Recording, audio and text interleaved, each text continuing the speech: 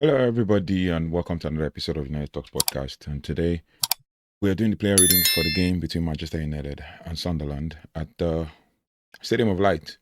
We were unable to extend our unbeaten run to 4 games, or winning run to 4 games, and to take a big step towards like 17th, third place after failing to spark on Wearside. At Sunderland, with Senne Lammens showing his quality again to keep his keep a second clean sheet of the campaign against Sunderland. Uh, Geertruida also hit the woodwork, as well as Matheus Cunha, who had a shot, the only shot we had on target in the dying embers of a disappointing affair in the persistent northeast drizzle. It was pretty much like one of those games where I was just disappointed with how the game panned out, how the game went, the direction the game went, and everything in between. But we'll be here to analyze. We've done the match review. You can check it on the channel. We're going to be posting clips and stuff. But we're going to look at player ratings, right? We can't. This game cannot escape us analyzing each player, so we don't have to waste each other's time. We'll just run through player ratings and look at it. Now, before we get there, Man United started with a lineup of Senne Lammens, very much changed lineup to the last game against Liverpool. That was, I think, a little bit more stable. Um, with Lisandro Martinez and Maguire and Mazraoui all in the back four. I think Dalot didn't make this one. And then in the midfield, we had Mainoo and Mason Mount. Mason Mount basically came on for Casemiro because Casemiro, I think, was injured for this game. So it was that. And then you also had Cunha, Fernandes, and that's Bruno Fernandes, and Ahmad, and then Xerxes up top for his first start in a while, I think since Crystal Palace and all of that. Then I think Patrick Dogo and Brian Bowen came on eventually. The bench hadn't had Altaban there, in Heaven, Diogo Dalot, Lenier, Tara Malacia, Jack and Tyler Fletcher. So yeah, was Sheshko couldn't make it because of the knock, I think, but he traveled to the squad, and then Matheus de Ligt is still injured until middle of this month. But yeah, we headed into this game with Bruno Fernandes needing a goal to supersede the record, and him leading the league with 30 big chances created and 1 assist from all-time record. And Michael Carrick also winning 10 of 14 Premier League matches, earning more points than any side since mid-January. And also Bayam Sheshko scoring 7 goals in 595 minutes under Michael Carrick, 1 every 85 minutes. And then Man United completing the first league double over Liverpool in 10 years. So everything was pointing towards a 71% chance of Man United winning, but it wasn't to be, and that's why it makes me tired. It makes me disappointed. Now we'll go to the lineup and just kind of analyze based on player ratings, right? Before we go on to other things, including what we learned and the tactical breakdown and all of that. So player ratings will start from Senne Lammens in net. Senne Lammens, I think for this game, he's man of the match, 9.0 over 10, kept a clean sheet. Yeah, pretty much played the full 90 minutes, had 4 saves. He didn't concede any goal. XG on target faced 2.05, which means he could have conceded 1 goal. He saved one-on-ones and all of that. And then goals prevented 2.05. So it's like more than amazing. Now you take a look at his accurate passing. It was 18 over 32, which is 56%. Accurate long balls still needs improvement, 8 over 22, which is 36%. He had 3 diving saves. He had 1 save, 4 saves in the box. He also had 39 touches, and he had 1 ground duel, which was 100%. So Senne Lammens, absolutely great performance today for the goalkeeper, saving us 3 points, literally. Basically saving us for 1 point, for 3 points. Let's just say he saved us 3 points. Amongst other things, there are other people who turned up today. Underrated, but I'm gonna rate him, and that's Mazraoui. Mazraoui did really well today as well. Um, just underrated performance. Had 56 touches in the whole 90 minutes that he played. First time playing 90 minutes in a while as well. 33 of 38 accurate passes, which was 87%. Chances created 3. Fantasy, defensive contributions in this one, he had 10. So that's why I'm giving him an 8.0 rating. Touches in the position box, he had 1.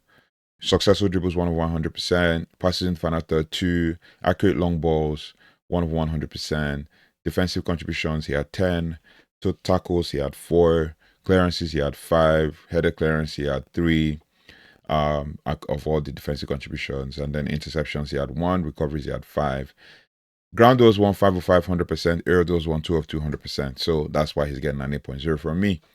We go to Harry Maguire, 7.0 rating, played full 90 minutes, had 54 touches in total. They ripped us through a couple times, but, well, we got the clean sheet, so 7.0. 37 of 41 accurate passes, 11 defensive contributions. And like I said, I always look at defenders and I look at defensive contributions to tell.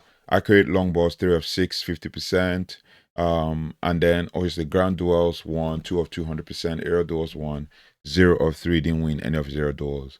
But obviously, gotta give it to him, 7.0.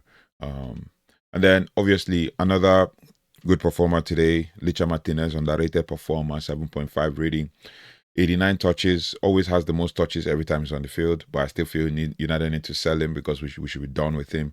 We can't be having players come back at this time of the season when we needed them the most in the beginning of the season. So if he's going to stay, then it's a big part player. If not, he should not be a starter. 90 minutes played, 66 or 79 accurate passes, 84%.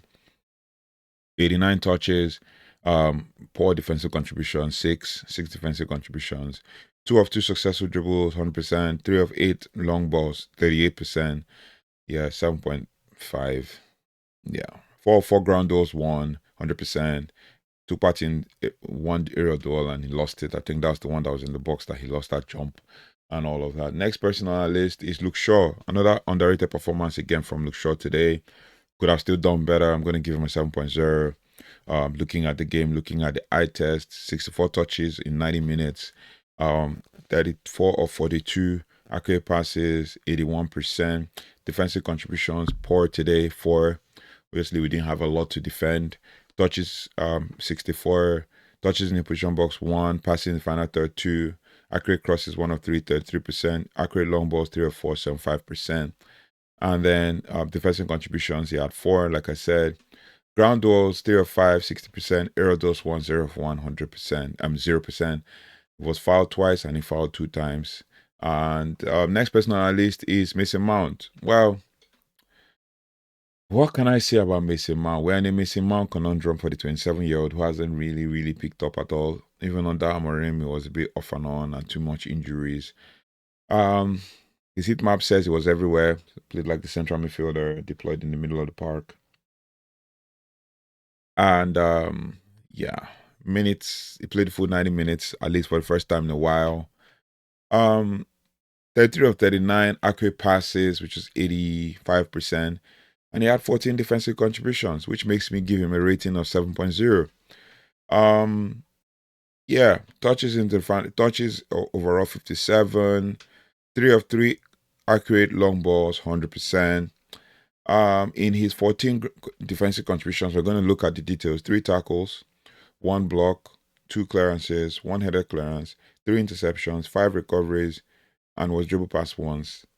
And he contributed defensively, but apart from that, nothing more.